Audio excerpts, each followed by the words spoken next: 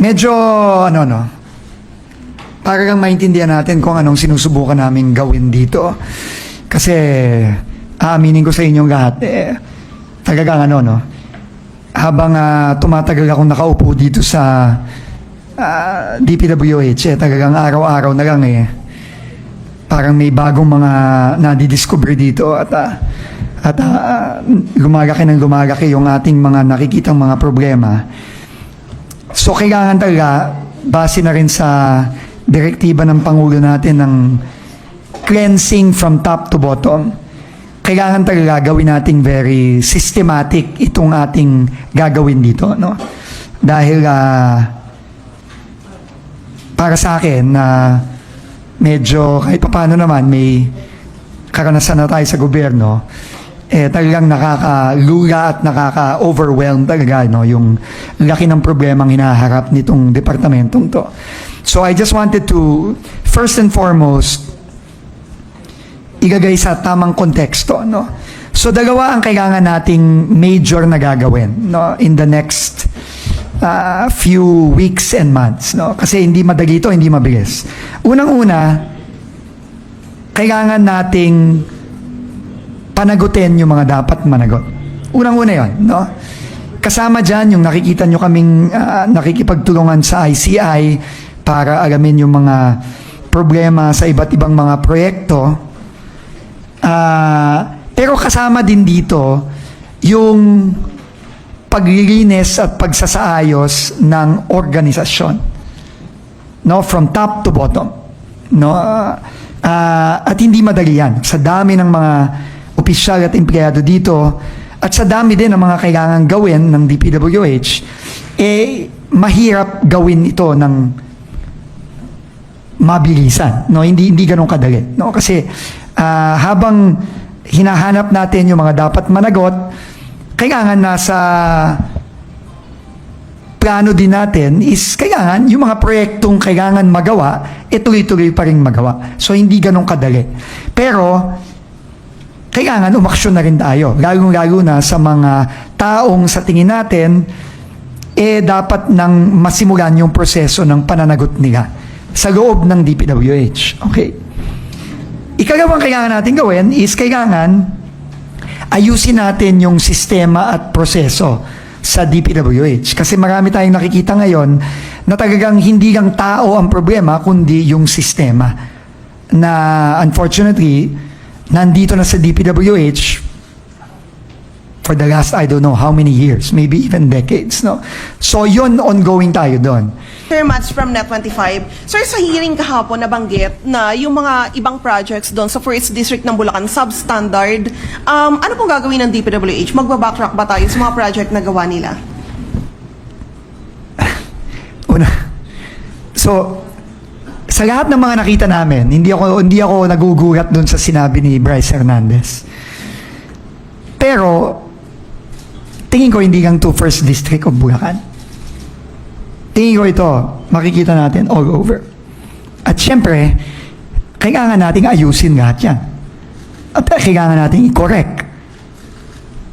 No, pero kaya hindi talaga madali ito. No? Hindi. These are thousands of projects all over the country. So, we have no choice. We have to fix them. I don't know how yet. I don't know how long it will take.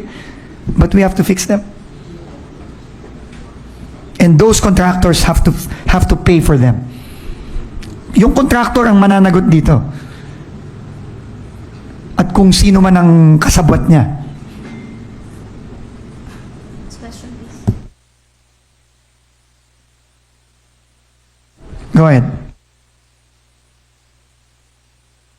Ni RD Opulencia Villa, you said you will flash. Ano na lang, so I'd rather not. I was advised by the lawyers not to. We have already evidence with us that is already with our legal team. These are, posts that were sent to us by concerned citizens, reports from the areas, pictures, but I was advised not to show them to the public muna while the investigation is ongoing. Pero yun, they will have to answer these allegations, and cases have to be filed against them. Next question, please.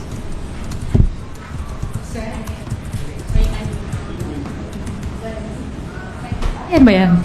Hi, Zach. Zach, from time of writing to AMLAC, to DOJ, how fast po kaya can the freeze order... Well, ano naman, tingin ko mabilis, no? Kamukha nung ginawa natin last week, no, sa unang kaso, pag may freeze order,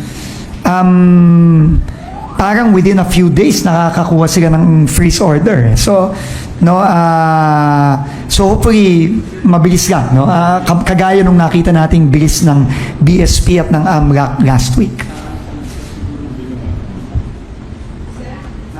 Yes, ma'am. Sek, isa lang clarify ko lang, sir. Ma'am, papatay ka. Yan. Clarify ko lang, Sek, because you started with the RDs na and the district engineers, but there have been observations, of course, na, di ba hindi lang dyan, it started from the first stage, even from the Bids and Awards Committee. So, nandun na ba tayo sa track na yun na from the onset, from, kunyari, the back, and then awarding it, and then... Yes. Ang direktiba ng Pangulo, top to bottom cleansing. Top to bottom. Kaya mapapansin nyo po, dun sa unang kasong final natin at dun sa mga susunod na ifa-file din ng ICI na sinambit na nating mga base sa sinambit nating mga ebidensya at dokumento, top to bottom. May tinitignan na ba kayo, Sek, na mga involved with bids and awards, ganyan? Are you Yes. looking into them? Also? Yes. And we have already filed. There. Dun sa una pa lang, meron na dun. So, this is top to bottom. Every step of the way. People have to account for this. Every step.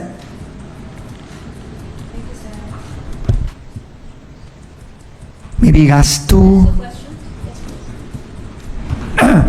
Sir, good morning po. Meron na po ba kayong nahanap ngayon na siguro possible collusion ng ilang DPWH officials sa mga personalities po sa PICAB so far po? Sa PICAB, wala pa kaming nakikitang links, no?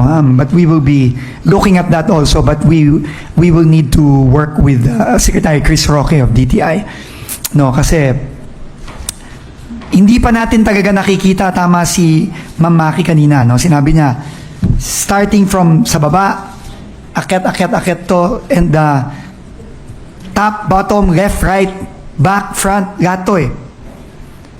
Ano to eh, napakalawak na sistema nito eh. No, at definitely kasama ang PCAB dito. No, so, pero wala pa tayo doon. Okay, last siguro. Hello sir, good morning. Lawrence Tanhong sir, Radyo Pilipinas. Kahapon sir, binanggit po na part ng budget ng DPWH, almost kalahati or more than kalahati na pupunta po sa allocated sa mga mambabatas. Sa nabanggit po kahapon sa Senate, sa Senate Blue Ribbon Committee. So, moving forward ba sir, may plano tayo na wag nang bigyan ng allocation itong mga to? Or dapat ba silang may allocate? Alam mo, hanggang ngayon hindi ko pa rin naiintindihan yung ano hindi ko pa rin naiintindihan kung paano ba nabubuo ang budget ng DPWH. I still do not fully, it's so complicated eh. I still do not fully understand how projects are chosen, how projects are planned, and then eventually how projects are budgeted, and then how projects are implemented. No? Pero ang masasabi ko lang, kailangan baguhin ang sistemang ito.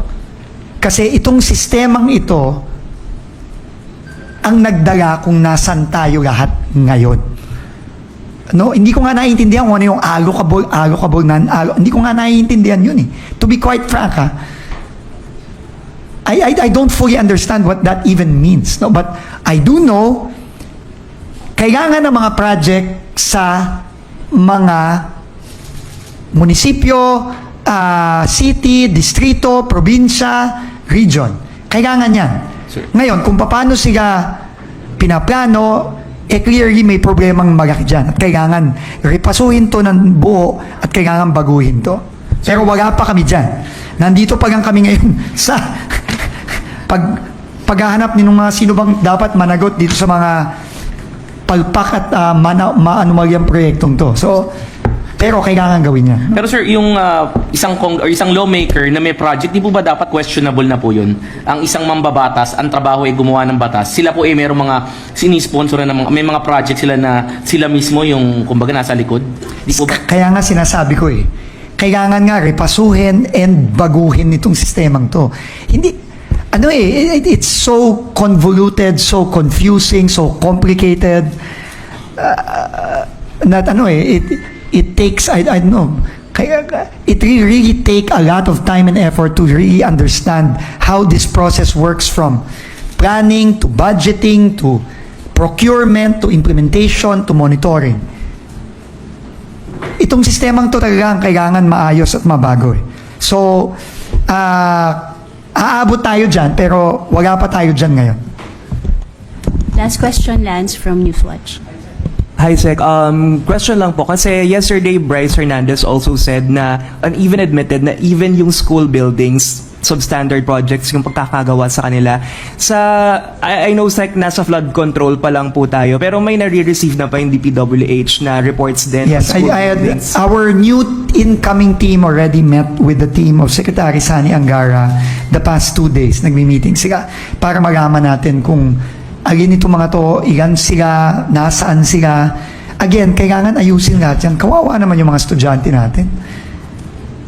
Di ba? Pati ba naman classroom nila, ganito din ang gagawin. Di ba? So, we have to fix all of this. Pero, wala tayong choice. Nandito na tayo. Kahapon nga, sabihin ko sa inyo, mutik na akong tumalon dun sa tulay na hindi natapos ng 8 years sabi ko kay Sir Benji, tatalo na ako dito, Sir Benji. Kasi parang overwhelming na masyado to Kaya nga, masyado mababaw Mataas yung tubig, baka kahit tumalon ako, sayang lang, hindi din ako mamamatay. Sayang lang. Anyway, so weekly we will be doing this. Now, we will be doing a regular press con with you whenever we have new updates. So, kasi tingin ko, maraming mangyayari every week. Sige, last na lang, sir. Sir, si Jim, Associated Press. Sir, yung 2 quick questions. Masyadong nakafocus intensely sa Bulacan and partly sa Quezon City. But since you hit the ground, blazing, by now, do you have a gut feeling yung overall number of infrastructure projects in the last 10 or 3 years and ongoing pa? How many ghost projects do you suspect there are, and how many substandard or overpriced? And then, lastly, sir, yung si Bonoan was asked in the Senate yesterday about the Bulacan anomalies, and he was clueless. So, my question is, dun sa system that you have now, what kind of stopgap measures or remedy? I don't have a system yet, sir.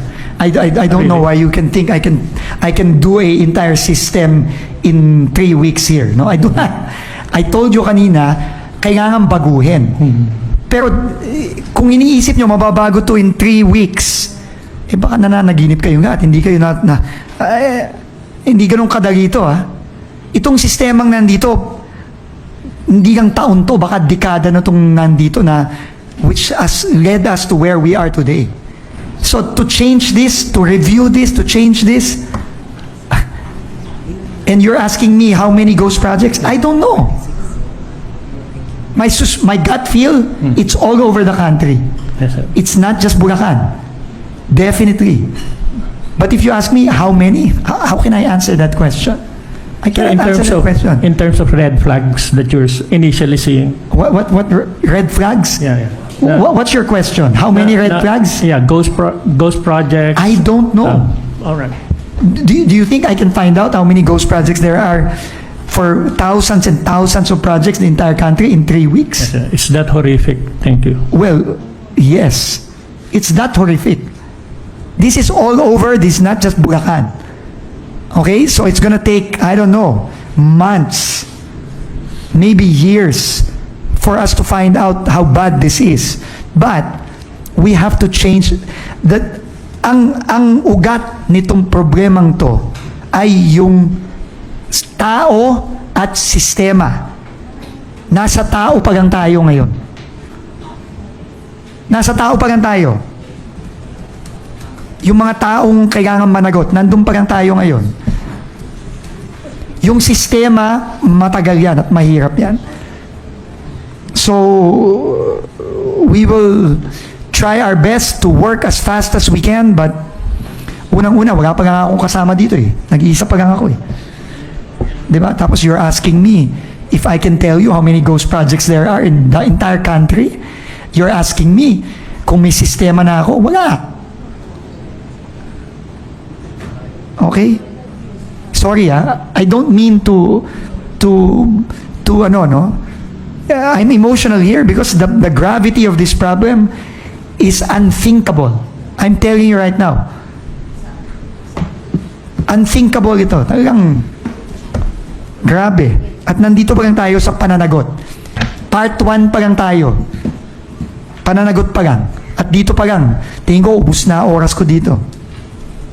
Secretary, Okay. good morning Yes. po. Sorry, last Gina question na Mavi dapat po. yun. Oh, pasensya na po. Meron po Last question na po. Pasensya na po. tatanong ko lang po sana, Secretary, kung kaya pa ba? Tatanungin niyo ako? Hindi na. Pero ano, what choice do I have, right? What choice do I have? I have no choice. Sabi ko nga sa inyo, magpapatiwakal na dapat ako kahapon sa Pampanga eh. Okay na. Sige, anyway, basta tuloy-tuloy lang tayo. Sige, next week ulit. Thank you. Sige, Ma'am Maki. Yes. Yung mga sinirang ano?